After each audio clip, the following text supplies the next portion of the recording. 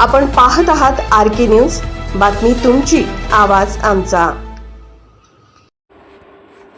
चव्हाणवाडी टेकडी परिसरात गांजा विक्रीसाठी आलेल्या तिघांना अटक। 2.34 लाखांचा मुद्देमाल जप्त। शहापूर पोलिसांची कारवाई।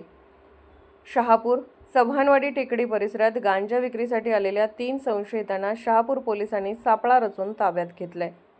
त्यांच्याकडून गांजासह दुचाकी आणि मोबाईल असा एकूण 2,34,225 रुपयांचा मुद्देमाल जप्त करण्यात आला।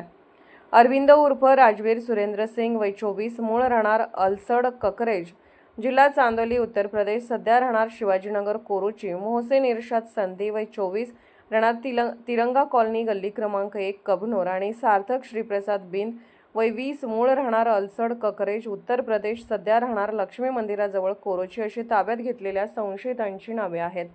याबाबत पोलिसांकडून मिळालेल्या माहितीनुसार बुधवार दिनांक 10 दुपारी 1:40 वाजण्याच्या सुमारास कोरोची हद्दीतील चव्हाणवाडी टेकडी येथील नाईक मळ्याकडे जाणाऱ्या रस्त्यावर गांजा विक्रीसाठी काही जण येणार असल्याची गोपनीय माहिती पोलीस कॉन्स्टेबल रोहित डावाळे यांना मिळाली होती।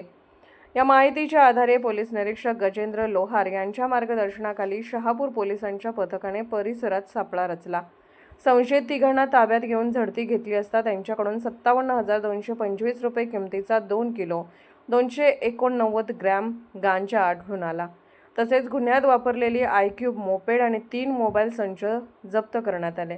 जप्त मुद्देमालाची एकूण किंमत 2,34,225 रुपये असल्याचे पोलिसांनी सांगितले। या प्रकरणी गुन्हा नोंद करण्यात आला असून पुढील तपास पोलीस निरीक्षक गजेंद्र लोहार यांच्या आदेशानुसार पोलीस उपनिरीक्षक श्रीकृष्ण दरेकर करीत आहेत। RK न्यूज चॅनलला लाईक करा, शेअर करा आणि